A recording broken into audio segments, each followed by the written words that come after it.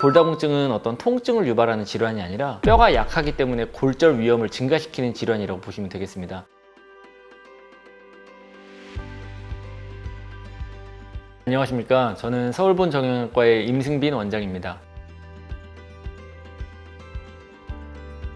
골다공증으로 알고 오시는 분들이나 확인하려고 병원에 오시는 분들이 굉장히 많은데, 골다공증의 대표적인 증상을 한마디로 말하면 특별한 증상이 없다라고 저는 생각을 하거든요. 병원에 찾는 분들 중에 무릎이나 허리나 이런 것들, 고관절이나 이런 것들을 아프다고 말씀하시면서 내가 골다공증이 있어서 아프다 이런 식으로 말씀하시는 경우가 있는데요. 골다공증은 어떤 통증을 유발하는 질환이 아니라 뼈가 약하기 때문에 골절 위험을 증가시키는 질환이라고 보시면 되겠습니다. 그래서 이제 어원에서 알 수 있듯이 골다공증이라는 것은 뼈에 구멍이 많이 나 있다라는 뜻으로 이제 붙여진 진단이 되겠고요. 뼈에 구멍이 많이 나 있다고, 그러니까 뼈가 약하다고 해서 직접적으로 통증을 증가시키진 않고, 예를 들면은 뼈가 약해지면서 주변 근육이 같이 감소해서 근육이 받쳐주는 힘이 부족하다 보니까 관절이 좀 아프다거나 이럴 수는 있겠지만, 골다공증 자체는 어떤 특별한 증상을 유발하지 않는다고 보는 게 조금 더 정확할 것 같습니다.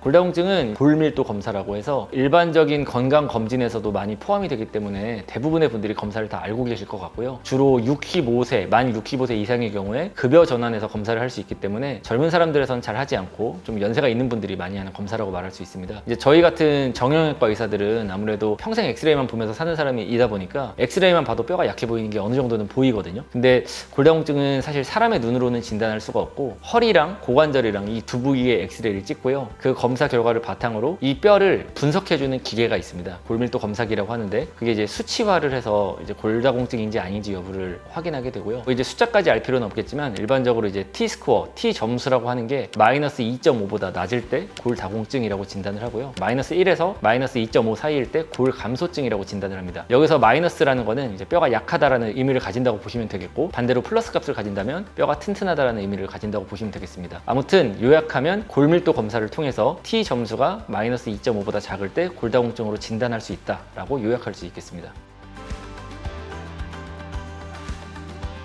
이것도 간단한데 사실 약물 치료가 주된 치료가 됩니다. 골다공증이면 골다공증 치료를 하면 되고요. 골다공증이 아니면 골다공증 치료를 할 필요가 없다라고 그냥 이렇게 아셔도 될 것 같은데, 다시 말하면 T 점수가 마이너스 2.5보다 작은 경우에는 골다공증의 치료를 해볼 수 있습니다. 근데 이제 여기에는 여러 가지 치료가 있습니다. 일단 약을 먹을 수가 있고요. 약을 먹어도 매일같이 먹는 약이 있고, 아니면 일주일에 한 번 또는 한 달에 한 번, 심지어 1년에 한 번 먹는 약도 있습니다. 그게 아니라 주사를 맞는 경우도 있는데요. 한 달에 한 번 맞는 주사가 있고, 3개월에 한 번 맞는 주사가 있고, 6개월에 한 번 맞는 주사가 있고요. 또는 1년에 한 번 맞는 주사도 있고, 심지어 좀 적극적으로 치료를 한다면 매일같이 주사를 이제 병원에서가 아니라 내가 직접 매일같이 주사를 맞는 그런 제재의 치료도 있습니다. 근데 약을 먹느냐, 그리고 주사를 맞느냐, 또는 얼마나 자주 맞느냐, 이런 게 중요한 게 아니라 각각의 약이 다 기전이 있습니다. 그리고 치료의 원리가 있고 저마다의 장단점이 있고 또 부작용이 있습니다. 그러다 보니까 환자분들의 입장에서 어떤 치료가 어떤 장단점을 가지고 있는지를 파악하기가 쉽지가 않고요. 그리고 단순히 약을 먹는 걸 선호하느냐 주사를 선호하느냐에 따라서 결정을 하는 게 아니라, 이 약이 환자분에 따라서 어떤 장단점을 지느냐에 따라서 개인별로 약을 달리하는 게 굉장히 중요하기 때문에요. 골다공증 치료를 그냥 다 획일적으로 똑같은 치료를 하는 게 아니라, 골다공증을 전문으로 진료를 보는 전문의에 따라서 임상적인 판단에 따라서 이 환자분은 어떤 치료를 하는 게 중요하겠다라는 판단을 가지고 치료를 어떻게 할지를 결정하게 됩니다. 근데 이제 이런 말은 사실 어찌 보면 뻔한 말이고요. 일반적으로 임상에서는 제일 대표적인 게 6개월에 한 번 맞는 프롤리아라는 주사, 3개월에 한 번 맞는 본비바라고 하는 이런 주사를 제일 많이 맞는 추세이고요. 둘 다 어느 정도의 장단점이 있는데, 일단 주사를 자주 맞지 않아도 되니까 3개월 또는 6개월 이렇게 계절별로 또는 분기별로 한 번씩만 병원에 내원해서 주사를 맞으면 모든 것이 다 해결된다, 이런 장점이 있고요. 단점이라고 하면은 이제 이 치료를 중단할 때 함부로 중단하면 안 된다, 부작용이 생길 수 있다라는 단점이 있고, 주사를 맞고 나서 하루 정도는 몸살 기운을 앓을 수 있다, 이런 대표적인 단점이 있습니다.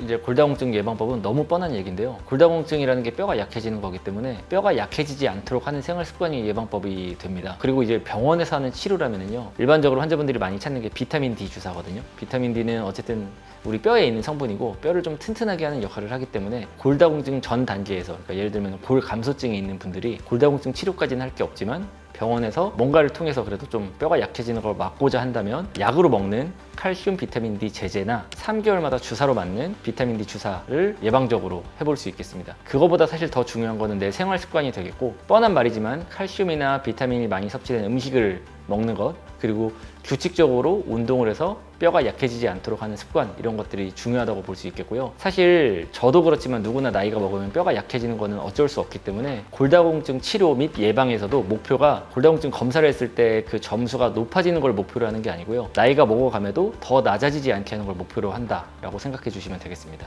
그리고 이제 골다공증의 예방을 위한 운동도 중요한데요. 골다공증이라는 거는 결국 뼈가 약한 거를 말하고요. 뼈가 약하면 부러지기 쉬운 게 제일 큰 문제거든요. 그래서 오늘 좀 꼭 말씀드리고 싶은 게 골다공증 때 잘 부러지는 뼈가 정해져 있습니다. 대표적으로 4가지가 있거든요. 첫 번째가 허리입니다. 허리는 어르신들이 다치지도 않았는데 살짝 삐끗만 했는데도 잘 부러지는 뼈입니다. 그걸 압박골절이라고 하고요. 두 번째는 고관절입니다. 어르신들이 겨울철에 빙판길에 미끄러져 넘어져서 고관절이 부러지는 경우가 굉장히 많고, 이런 경우는 대부분 거의 100% 수술이 필요하고요. 보통 건강 상태가 안 좋은 어르신들에서 골절이 생기기 때문에 그것 자체만으로도 사망률을 실제로 올리는 굉장히 위험한 골절입니다. 세 번째는 손을 짚고 넘어질 때 이 손목뼈가, 원이 요골이라고 부르는 요골뼈가 잘 부러질 수 있고, 네 번째는 이제 어깨뼈입니다. 상완골이라고 하는 뼈가 부러질 수 있는데, 이 4가지가 대표적으로 쉽게 골절될 수 있는 골다공증 성골절이라고 하거든요. 젊은 사람들에서는 아니지만 뼈가 약한 어르신들에서 잘 부러질 수 있는 뼈이기 때문에 어찌 보면 되게 뻔한 말이지만요, 뼈가 부러지지 않게, 다시 말하면 아주 가벼운 실수로 허리가 삐끗하거나 아니면 주로 겨울철에 빙판길에 미끄러져서 넘어지지 않도록 각별한 주의가 필요하다라고 말할 수 있겠습니다. 추가적으로 골다공증의 경우에는 아까 처음에 말씀드린 것처럼 증상이 없거든요. 내가 골다공증인지 아닌지를 증상이 딱히 없으니까 확인할 길이 없습니다. 다시 말하면 내가 실제로 그냥 검사를 하러 병원에 와서 검사를 하지 않으면 골다공증을 진단받지도 못하고 그냥 제대로 알지도 못한 상태로 계속 지내게 될 수 있기 때문에, 그런 거에 대해서 좀 한 가지 당부의 말씀을 드리면요. 우리나라 보험 기준으로 만 65세 이상에서는 골밀도 검사라는 걸 보험으로 검사를 받을 수가 있거든요. 대부분의 종합병원, 대학병원 내지는 일부 내과나 정형외과에도 골밀도 검사 장비를 갖추고 있는 병원이 굉장히 많고요. 환자 입장에서는 엑스레이만 몇 장 찍으면 기계가 자동으로 분석을 해줘서 검사를 해주고, 검사 비용이 그렇게 비싸지도 않고 하기 때문에 만 65세 이상의 분들은 한 번씩 생각날 때마다, 뭐 굳이 주기를 이야기하자면 1년에 한 번 정도씩은 병원에 찾아서 골밀도 검사를 하는 걸 추천을 해드리고요. 그리고 만 65세가 안 되더라도 아까 말씀드린 골다공증, 골절에 가족력이 있거나 그런 분들께서는, 골다공증은 이제 유전성도 좀 있기 때문에 그런 가족력이 있는 분들은 65세가 되기 전에라도 병원에 한 번씩 찾아서 골밀도 검사를 해주시면은 그게 또 예방의 한 가지의 방법이라고 말할 수 있겠습니다. 오늘 준비한 영상에서 제가 시간 관계상 좀 이렇게 자세하게 말씀을 드리진 못했거든요. 근데 이제 골다공증의 치료 종류가 약물 치료, 뭐 주사 치료, 그리고 이제 기간에 따라서 여러 가지 방법이 있고요. 제가 이제 자세히 말씀드리진 않았지만 실제로 남자 및 여자에 따라서, 그리고 이제 연령대에 따라서, 그리고 어떤 기저질환을 가지고 있느냐에 따라서 어느 정도 치료 방법이 정해져 있거든요. 물론 의사들이 결정해야 되는 영역이지만 어떤 분들은 어떤 골다공증 치료를 하는 게 일반적이거나 일반적으로 바람직하다, 이 정도는 제가 말씀드릴 수 있을 것 같아서 다음번에 제가 그걸 주제로 한번 말씀을 드리는 시간을 가질 수 있도록 하겠습니다. 지금까지 서울본 정형외과의 임승빈 원장이었습니다. 시청해주셔서 감사합니다.